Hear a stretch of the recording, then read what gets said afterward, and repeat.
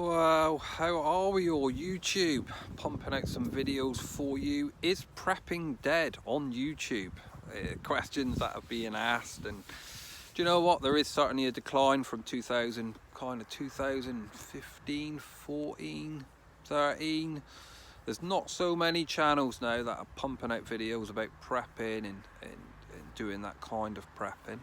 There's certainly been a massive decline in that. I kind of scrolled through YouTube the other night. The wife's been working nights, so I was scrolling through YouTube of some of the bigger prepping channels that used to pump out videos, and they're not so much anymore.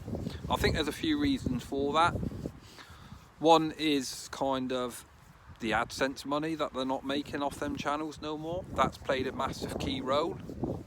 And I think with YouTube being so politically correct or politically not correct on what content you can put into your videos now without mentioning stuff and the things that they don't like to see on YouTube and things that they don't like, and it's that educational part of modern times again that are coming in.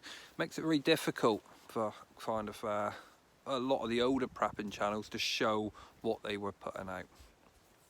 I think the other reason is a lot of prepper channels, a lot of prepper networks now realise that when they start pumping these videos out, it does make them targets on YouTube and it does make them targets in their area.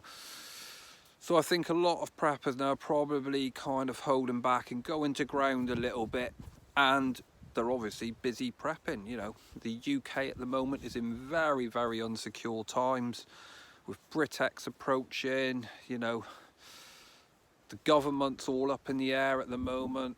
They just booked themselves 5 weeks off or 6 weeks off, whatever. And I think everyone's a bit thingy. Now's probably the best time for anyone in the UK to start prepping, because the price of food is going to rise. I'm sure fuel will go up in the future, in the very near future. And I think now's the time, if you've not thought about kind of putting away a few preps, is to put away a few preps. I'm not going to kind of preach to you how to prep. I think there's some great videos on YouTube showing you how you can build up your stocks and supplies by buying a couple extra tins here and an extra box there, and it's worth going through them channels to look at different prepping channels and to see what people are doing. There'll probably be a lot older videos, you know, kind of 2015, 14, 13 videos. There's not that many more modern videos on what people are doing now. You know, there's nowhere near as what channels were there, you know, whether it was a phase or a craze at the time. You know, I remember watching prepping videos that were getting 300,000-400,000 hits in a weekend, you know, and them channels now are not doing anything at all. Quite interesting. You know, the wild camping videos seem to be doing all right. A shout out to TA Outdoors, makes some fantastic videos. I quite enjoy watching his stuff, you know.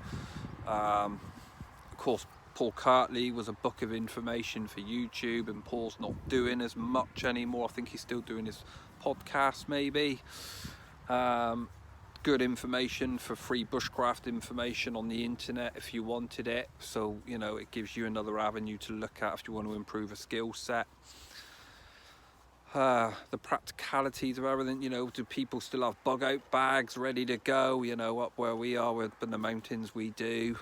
We have to, really, because, you know, up here when it snows and we are stranded.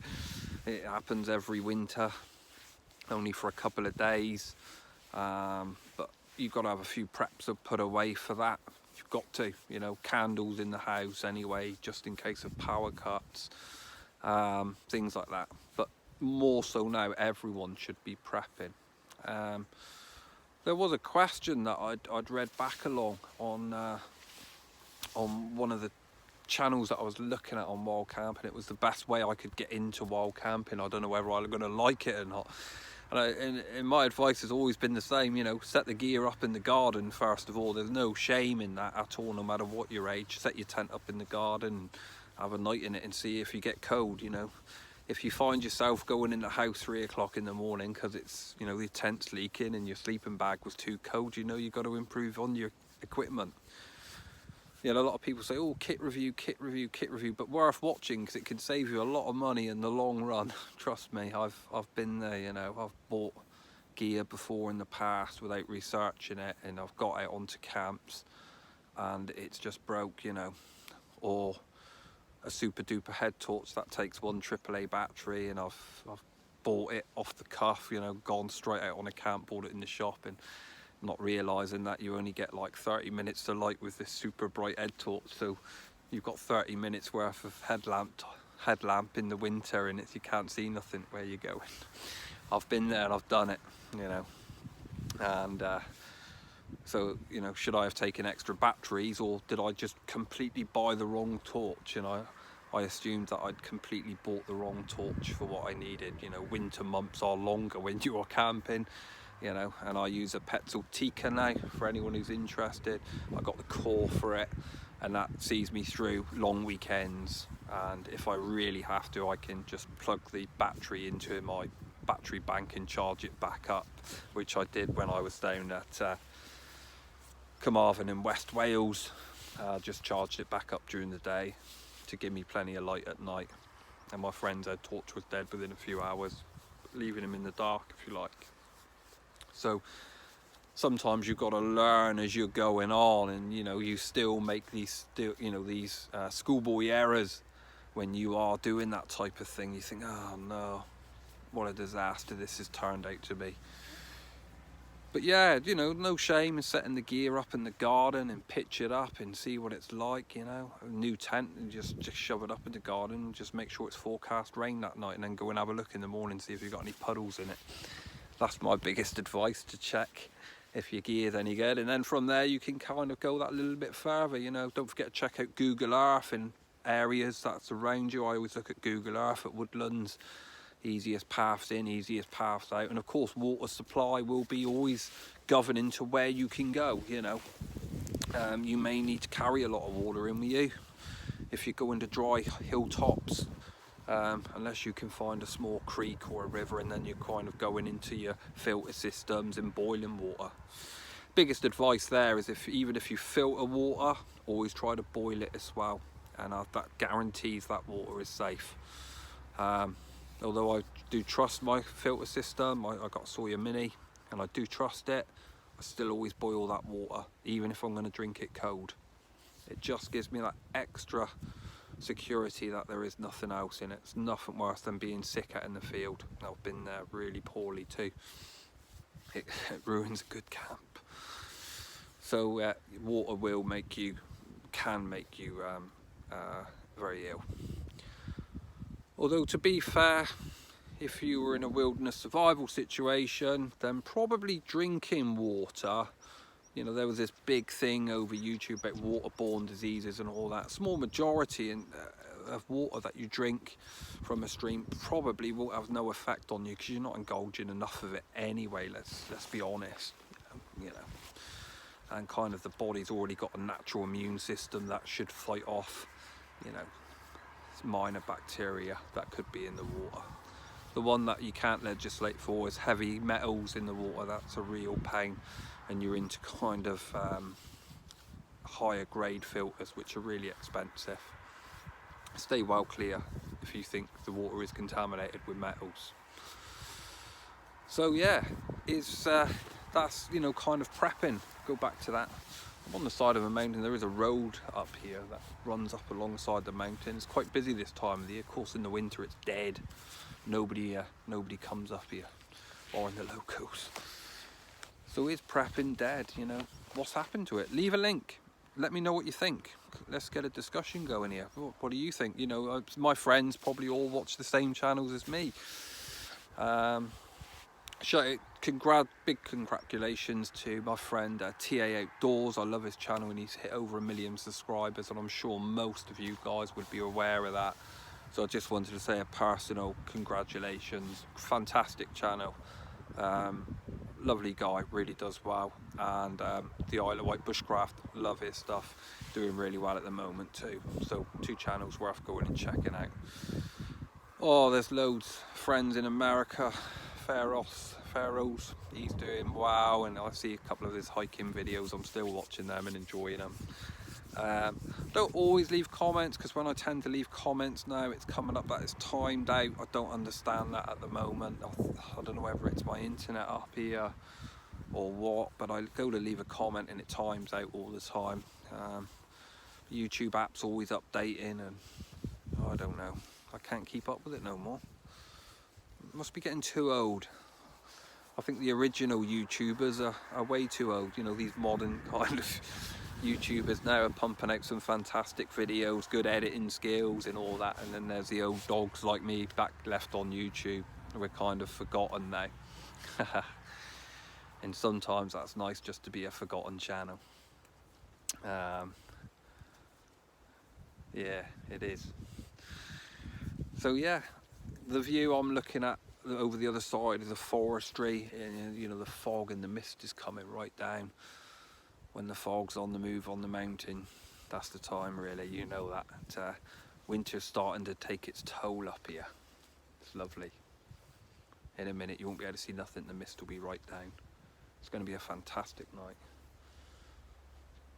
I often come up here at places like this and I look around to see what resources are up here, and there's plenty of this rowan, mountain ash if you like, rowan. And it was used for a lot of roofing, believe it or not, because it's really hard to burn. It doesn't burn that well. The actual red berry is bitter. Oh, they are bitter, but they are packed full of vitamin C. Absolutely packed full of vitamin C and vitamin A. And of course in World War II they were picked like mad, and that's why a lot of places, you know, if you ever found a tree, a rowan tree, it would have no berries on it in World War II, because everyone would pick it, and they'd really capitalise on that vitamin C, because oranges and things like that were really expensive. So of course now these days nobody picks it at all. They go for the more easier berries, like, you know, the blackberries that are blooming at the moment and things like that. And of course World War II they'd have left the blackberries and got the rowan for the vitamin C, and made them into little cakes and baked them in the oven, and brilliant. And if you had the flu, the doctor would say, you know, take some rowan. But that's going back in time. Are we heading back to them times? You know, that is the question. You know, who knows? What an unsecure future we all live in now.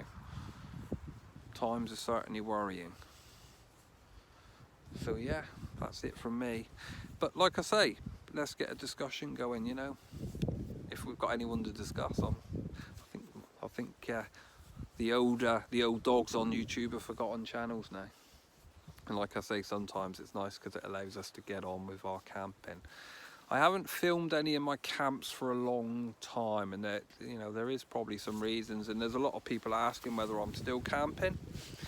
And I got married, and my wife enjoys camping as well, and we both work, and when we go out camping often, you know, we've just come back 4 days from Snowdonia in the TP, and last weekend we had a hammock camp together, and I've camped with my friend up in the mountains up from us a few weeks ago, and so I'm doing plenty of camping. I'm just not filming it, and there's just a reason for that. Is time's really precious at the moment. It's, you know, camping at the moment for me and the wife is our time together, and I feel it duly unfair really for me just to start whizzing out the camera and start filming. And I'm sure there'll be some people that'll understand that, and there'll be a lot of people that don't understand that, because I know there is a core fan base for my wild camping videos when I do them, and people get kind of message me and get excited about them when I'm doing them, when I'm filming them. And I will do one as soon as I can, just to put up for you guys to watch it. Some of the new gear that I'm using, there's outer shelter and bits and bobs that I'm trialing and not trialing, and things that have gone wrong and pear-shaped. And it'd be nice just to be able to film another wild camp at some point, because I do enjoy filming the wild camping trips. In fact, I love filming them. But like I say, time's really precious to us at the moment, and of course now I've got to try and start knuckling down a bit and getting on with a few preps, start prepping up for the winter. next, you know, kind of the next couple of months. So yeah, let me know what you think though. Is YouTube prepping channels dying? Is prepping dying? Do we live in unsecure times? I'd like to know other people's thoughts. So that's it from me, guys. Be safe, be good. See you on the next one.